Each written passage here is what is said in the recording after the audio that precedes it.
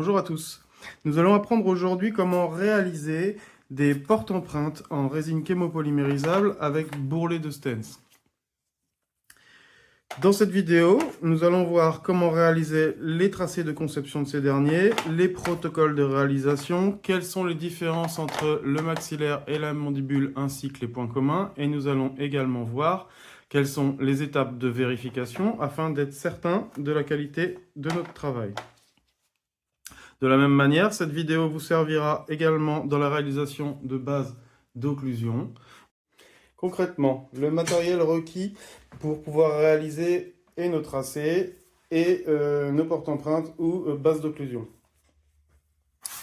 L'empreinte primaire, des crayons pour faire nos tracés, différentes couleurs c'est tout de même mieux.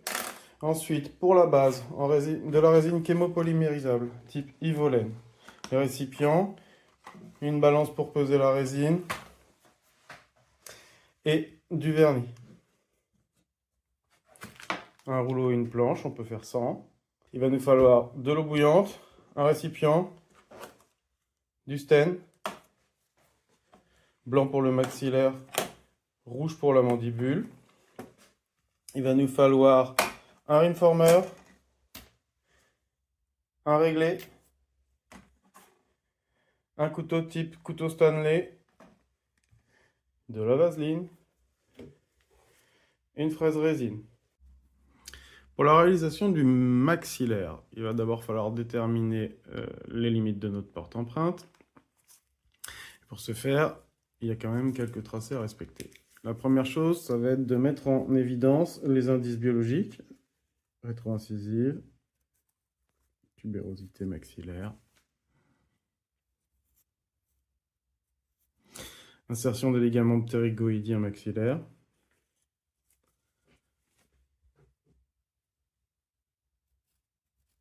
ligne de crête, ligne de crête, crête antérieure. Alors on les voit ici. Fossette palatine.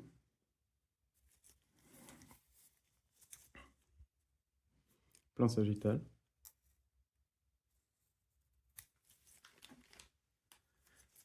Et la zone de réflexion muqueuse, ou fond du vestibule.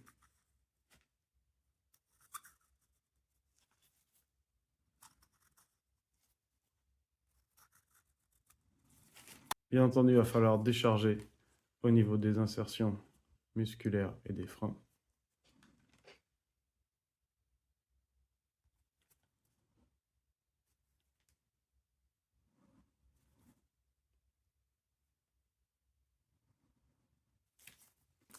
En dernier lieu, il va falloir tracer notre limite de porte-empreinte. Alors, nous allons effectuer un retrait de 1 à 2 mm à partir de la zone de réflexion muqueuse, c'est-à-dire le fond du vestibule. Ce retrait va nous permettre, lors de l'empreinte secondaire, de récupérer l'espace suffisant pour pouvoir faire notre joint périphérique.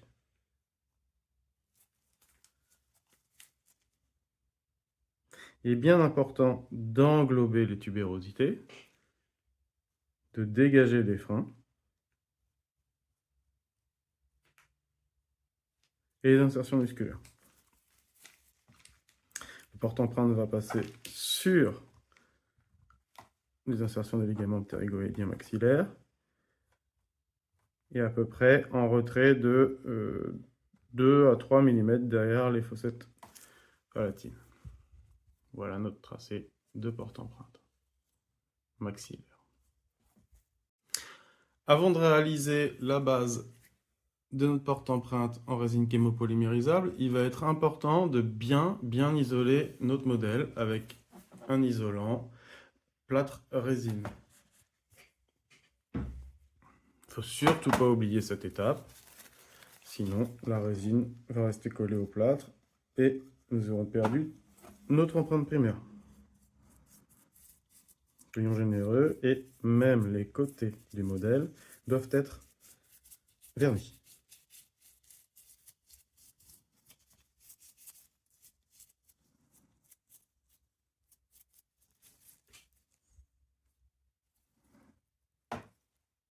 Réalisation de la résine chémopolymérisable.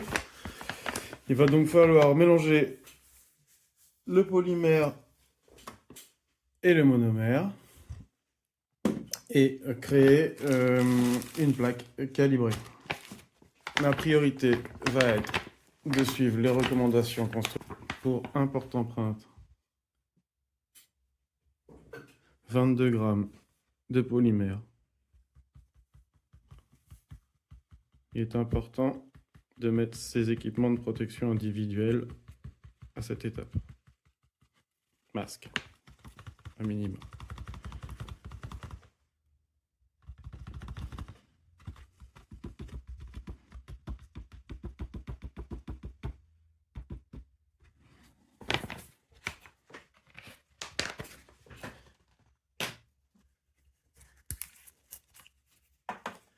Et 6 ml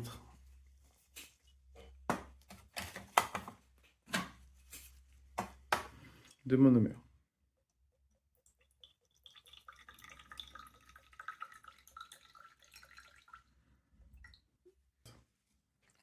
On mélange les deux assez énergiquement jusqu'à ce que l'on rentre en phase de polymérisation.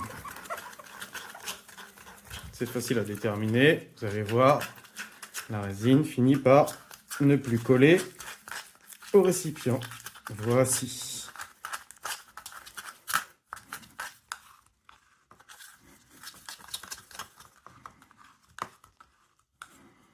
Ensuite, nous avons à peu près 2-3 minutes pour travailler.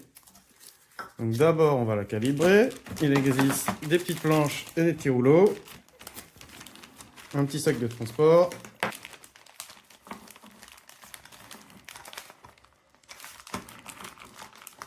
Voilà.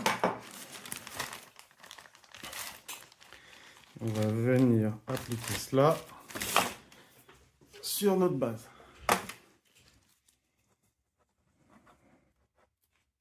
On commence bien du milieu. Attention à ne pas enfermer des bulles. Si vous voyez que vous enfermez des bulles, ne pas hésiter à venir piquer avec une pointe de scalpel pour faire échapper les bulles. On vient bien, sans compromettre l'épaisseur de nos bords, appliquer notre matériau.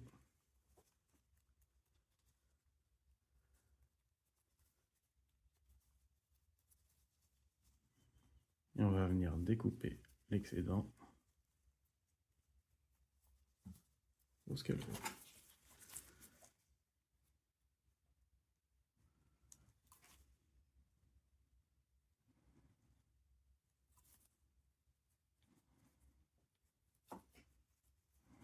Il y a le temps de travailler, mais il faut quand même pas traîner. Voilà.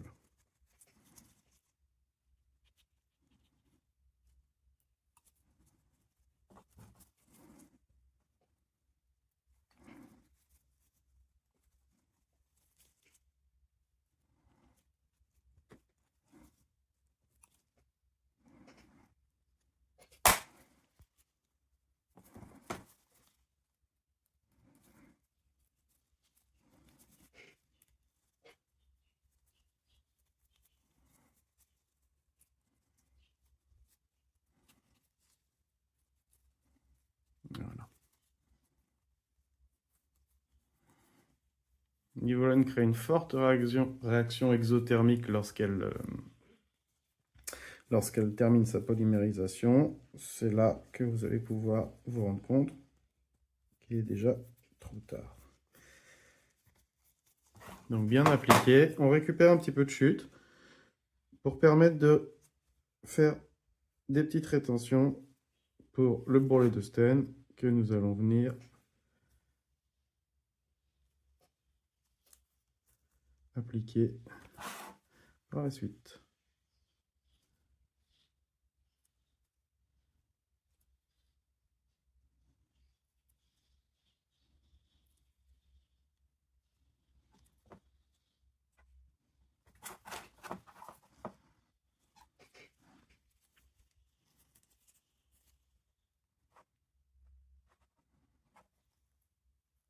au maxillaire pour compenser la résorption qui est, je le rappelle, centripète. Il est important de mettre nos rétentions sur la crête, mais plutôt côté extérieur. Vestibule. Voici.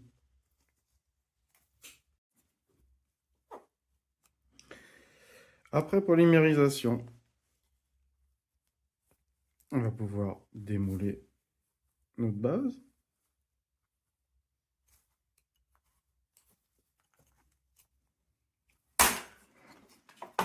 Voici.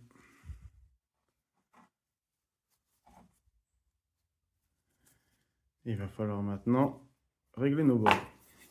Pour régler nos bords le plus simplement du monde, on a fait nos tracés, mais depuis on a verni. Le tracé est donc sous le vernis.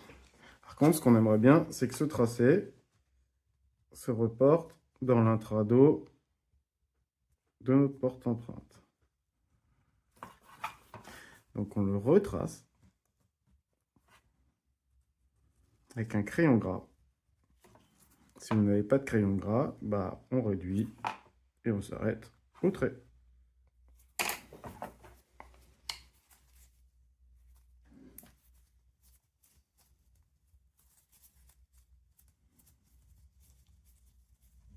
Je ne l'ai pas précisé, mais vous avez bien vu que la différence entre un porte-empreinte de prothèse complète et un porte-empreinte de prothèse partielle, on ne décharge pas.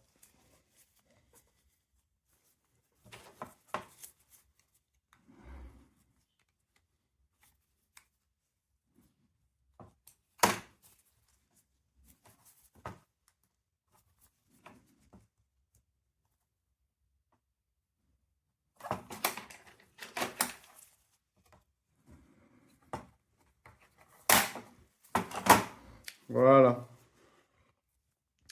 Vous voyez bien que notre tracé est reporté.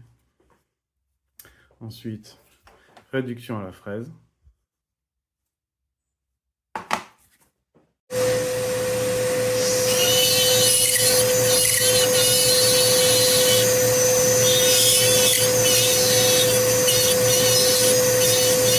Une fois qu'on a réduit, on vérifie. Par exemple, je me rends compte que je suis bien sur mon tracé. Ici, je suis bien sur mon tracé. Par contre, pas ici. Je n'ai pas suffisamment dégagé mon frein. Donc, qu'à cela ne tienne, on retrace, et on regratte. Voici notre base prothétique en résine chémopolymérisable après grattage et réduction et avant réalisation du bourrelet de préhension. On suit bien notre tracé.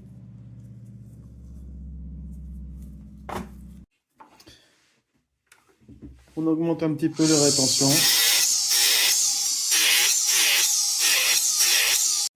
Nous allons donc monter un bourrelet de préhension ou d'occlusion, suivant l'étape à laquelle on se trouve, avec un matériau thermoplastique qu'on appelle le Sten. Il y en a deux sortes. Un blanc qu'on utilise au maxillaire, un rouge qu'on utilise à la mandibule. Alors pourquoi un blanc et un rouge? Le rouge a une température de fusion moins élevée que le blanc, ce qui permettra de ne pas compromettre votre plan et vos enregistrements maxillaires lorsque vous allez enregistrer votre rapport maxillo-mandibulaire et votre dimension verticale. Je vous rappelle, il y a quatre choses importantes à enregistrer dans un RMM en prothèse totale: le milieu interincisif, un plan d'occlusion, un rapport maxillo-mandibulaire, les bases osseuses, et une dimension verticale. Comment on réalise un bourrelet d'occlusion en Sten? Vous voyez, c'est très dur. Hop, eau bouillante. Et on attend que ça ramollisse. Une fois que le Sten a ramolli, on va le précalibrer et venir le positionner sur notre base.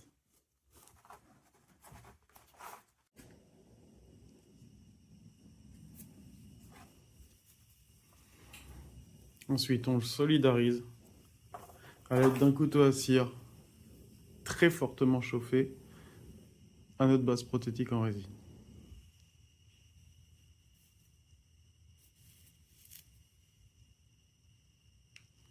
Cette étape est importante pour éviter que le bourrelet, lors de vos réglages, se désolidarise de la base.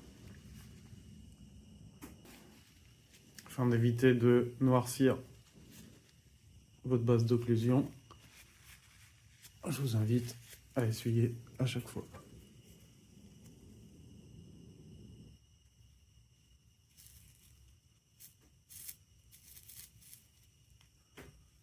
Voilà. La difficulté va être de calibrer la hauteur et la projection du milieu interincisif. La projection va dépendre de la résorption que vous observez en clinique. Peu résorbé, vous devez avoir un milieu interincisif en regard du fond du vestibule. Assez facile.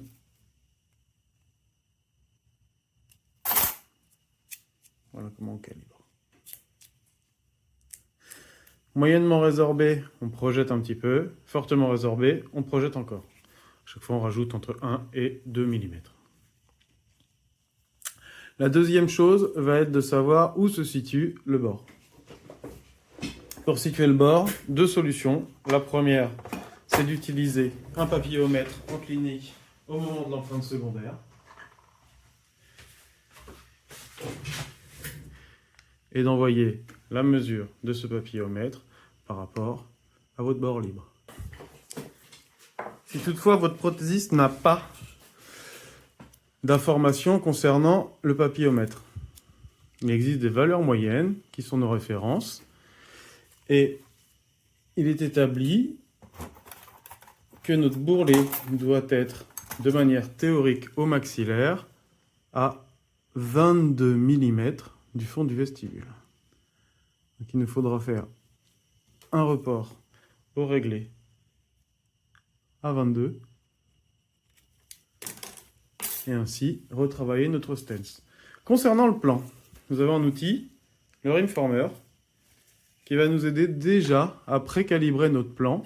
On pose l'arrière du Rimformer sur les insertions des ligaments ptérygoïdiens maxillaires et on va venir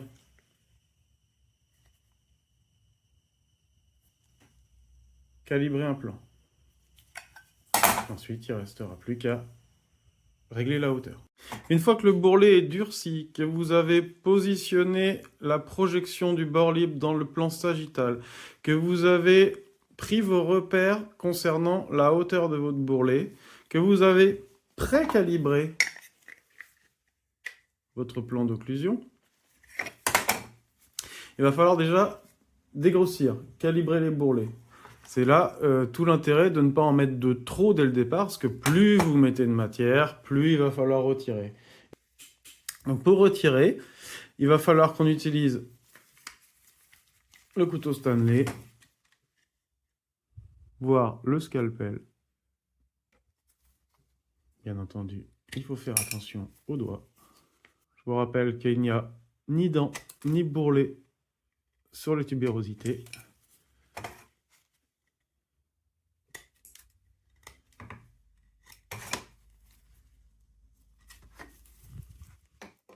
Et que la calibration des bourrelets en largeur, on parle de 8 mm en postérieur et entre 2 et 4 en antérieur. La raison est simple, c'est pour vous permettre de pouvoir faire des tests phonétiques sans que le patient en ait tellement plein la bouche qu'il ne puisse pas articuler. Il se peut que des fois nous ayons des petits manques. Alors que faire quand on a des petits manques? C'est pas très compliqué. On remet de l'eau bouillante et on peut rajouter du matériau.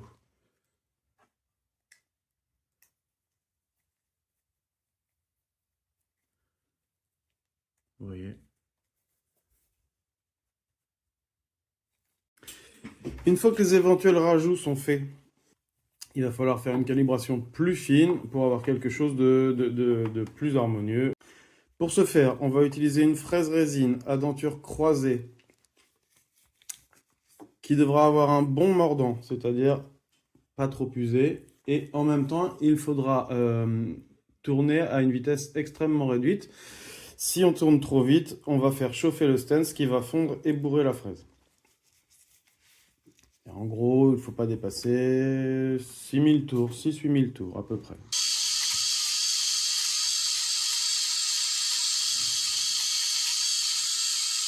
Ne pas hésiter à prendre son temps à cette étape. À vouloir aller trop vite, généralement on y passe 2 fois plus de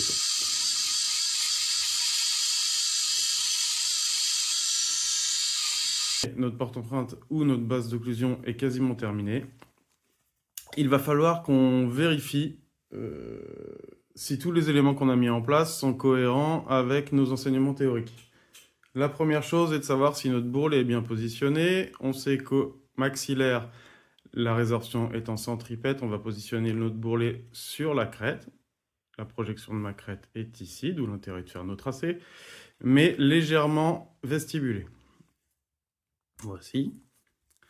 En antérieur, lorsque notre maxillaire est peu résorbé, on positionne notre bord libre pile à l'aplomb du fond du vestibule.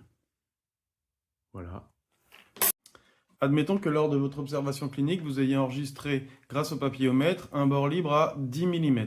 Comment faire pour le repérer et le reporter sur le bourrelet en stain au moment de la calibration de votre base d'occlusion ou de votre bourrelet de porte-empreinte? Vous allez utiliser pour cela un compas d'épaisseur que vous allez venir positionner dans la bunoïde, venir mettre à 10, qui correspond à votre enregistrement.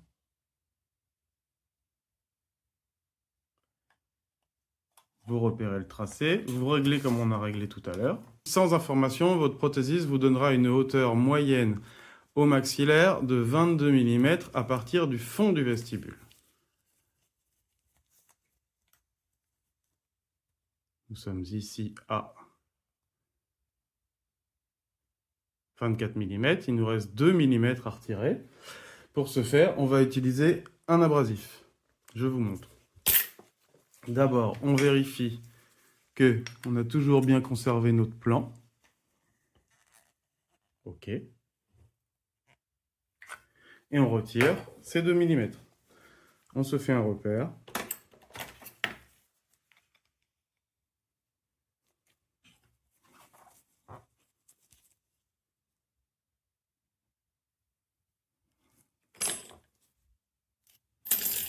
Un abrasif. Magasin de bricolage, je prends du grain 80. On vient positionner. Il est important de mettre en route l'aspiration et de porter son masque.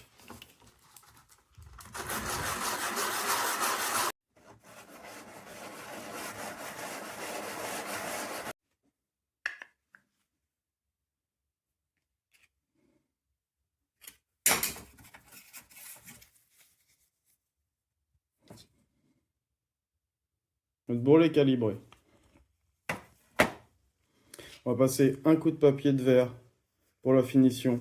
Pour cela, soit vous le faites à la main avec du papier que vous avez, soit sinon vous pouvez utiliser un mandrin porte-papier, comme ceci. De la même manière qu'avec la fraise, on tourne lentement et de manière régulière.